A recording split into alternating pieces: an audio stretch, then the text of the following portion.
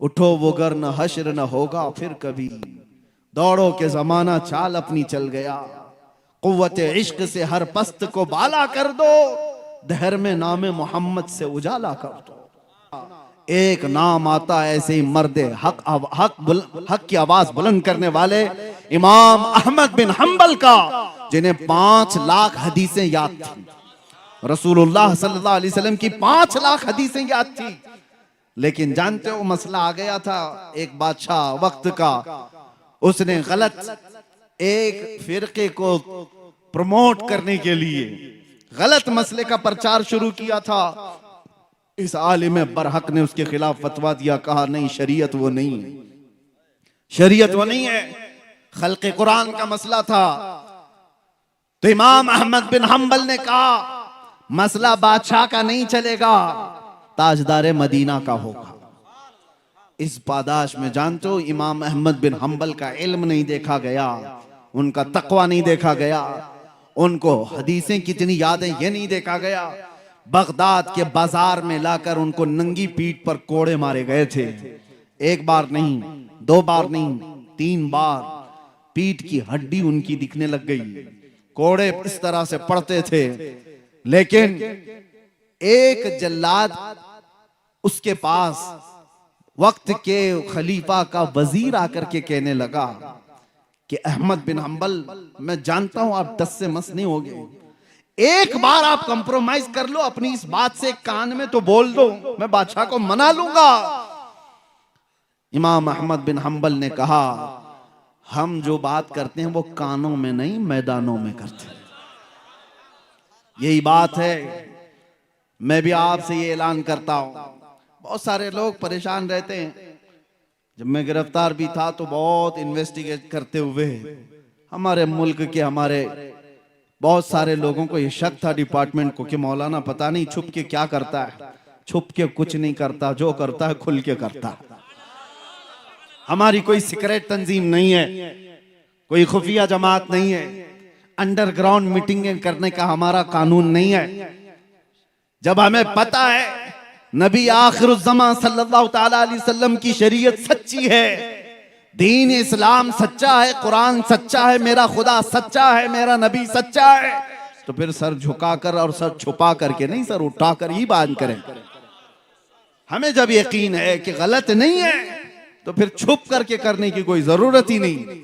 मेरे अजीजों, मैं उन लोगों की खाम ख्याली को या बदगुमानी को दूर करने के लिए बात कह रहा हूं जो ये समझते होंगे हम जो भी बात कर रहे हैं नौजवानों के सामने, इनको बुरे अखलाक से वापस लाने के लिए हम जाहिर से बात है मैदानों में ही करेंगे।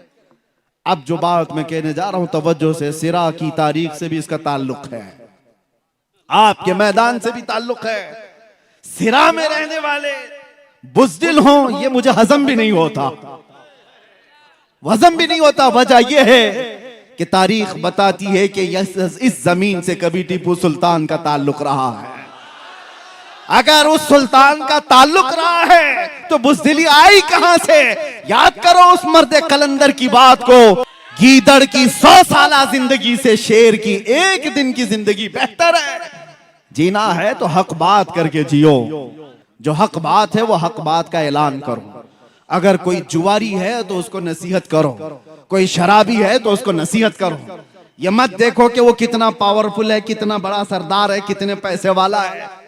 ये मत देखो मस्जिद का सदर बड्डी का धंधा करता है, इसलिए जुम्मा में कभी मैं बड्डी पे बयान नहीं करूंगा, सूद पे बयान नहीं करूंगा। अरे ठोकर मारो, ज्यादा से ज्यादा सदर क्या करेगा, नौकरी से निकालेगा। इमाम साहब जाओ, इमाम साहब से मैं कहता हूं ये एक दरवाजा बंद कर सकता है, मेरा रहमान 70 दरवाजे और खोलेगा। हक बात के लिए, अपनी रोजी और अपनी रोटी के लिए किसी के तलवे छाटने की जरूरत नहीं। अल्लाह रज़्ज़ाक़ हकीकी है। दुनिया में थोड़ी सी तकलीफें आ सकती हैं, लेकिन मेरे अजीजों बुज़दिलों की तरह जी करके यहां से जाओगे तो हमेशा बदनाम रहोगे, हमेशा बदनाम, दुनिया में भी और आखिरत में अल्लाह के यहां पकड़ होगी। और कौम से अब मैं कहता हूं, आप भी, मुझे ये बड़ा दुख होता है। आज ही अपने कुछ हजरात ने मुझसे कहा इमाम साहब जब मोहल्ले में कोई बुराई देखते हैं तो उसको बयान कर डालते हैं। आधा मोहल्ला तो उनका मुखालिफ हो बैठा है कि कमेटी बदलेगी तो सबसे पहले मौलाना को निकालेंगे। क्यों निकालेंगे? इसलिए कि वो तुमको कहता है मियाँ अगर कोई डॉक्टर तुमसे कहे कि तुझे सर्दी हो गई, तुझे बुखार हो गया, तेरे पेट में गैस हो गई, तो क्या डॉक्टर को थप्पड़ मारोगे? डॉक्टर से क्या कहोगे? हाँ ठीक है साहब, हुई तो है बीमारी, इलाज आप कर दो। यही बात एक आलिम दीन से क्यों नहीं कहते?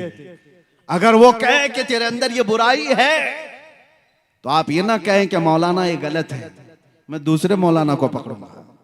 ये कौम ने खेल रचा रखा है, तलाक दे दिया बीवी को और ढूंढ रहा है कोई हलाल करने वाला मौलाना मिले, कोई ऐसा मौलाना मिले, पैसे लेकर के घूम रहा है लिफाफे लेकर।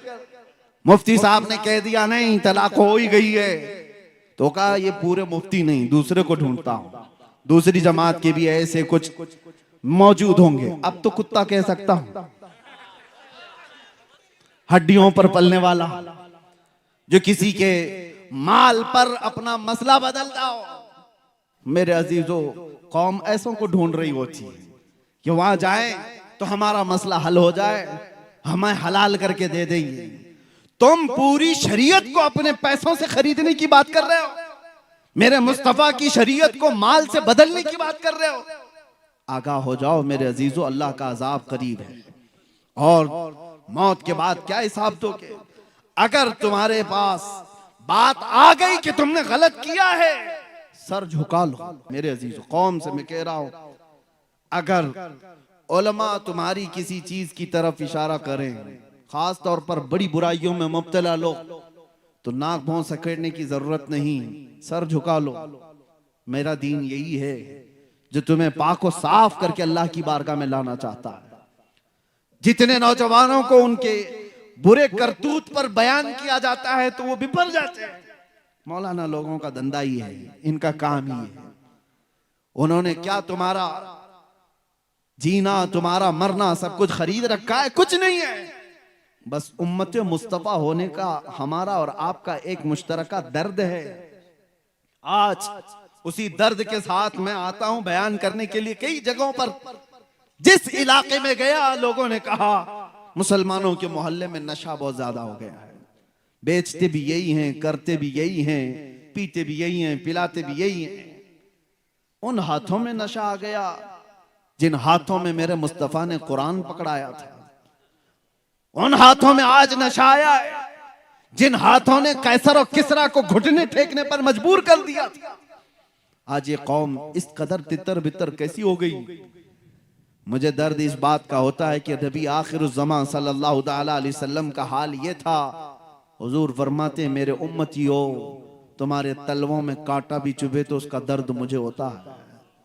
जिस रसूल को उम्मतियों का दर्द है, तो जो उम्मती अपने आप को नशे में बर्बाद कर रहा हो, वो अपने नबी को कितनी ईजा दे रहा है, कितनी तकलीफें दे रहा है। लोग तुम्हें नहीं कोसते, तुम्हें देख करके मेरे आका सल्लल्लाहु ताला अलैहि वसल्लम तक अगर किसी की उंगली उठ गई तो तुमसे ज्यादा बदनसीब कौन हो सकता है?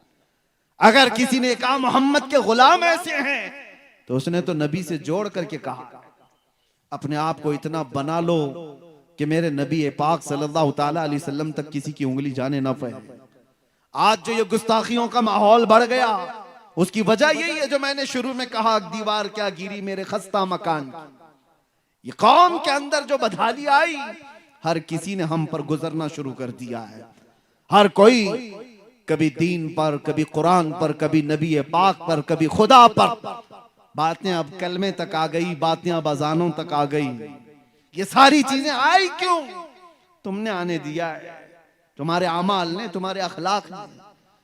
उठो वो गर न हश्र न होगा फिर कभी, दौड़ो के जमाना चाल अपनी चल गया।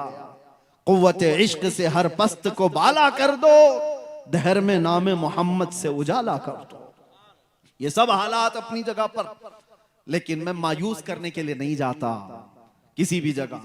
तौबा कर लो तो हमारा बिखरा हुआ सारा का सारा वापस आ जाएगा।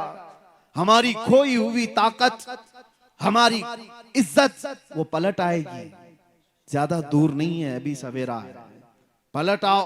अल्लाह ने जिंदगियां दे रखी हैं, अभी मरने से पहले जो बंदा तौबा करके संवर गया उसके लिए कुरान का वादा है, वला तहीनु वला तहज़नु व अंतुमुल अअलौन इन कुंतुम मुमिनीन। घबराओ मत, परेशान मत हो, तुम सबसे ज्यादा बुलंदी पर रहोगे, शर्त यह है कि मेरे नबी के गुलाम बन जाओ। ईमान वाला उसी को कहते हैं जो सारी कायनात से ज्यादा अपने नबी से मोहब्बत करे। वो ईमान वालों की कामयाबी का दावा कुरान कहता है, कद अफलहल मुमिनून। ईमान वाले कामयाब हो चुके, होंगे नहीं, हो चुके, लेकिन ईमान वाला बन करके तो दिखाए कोई।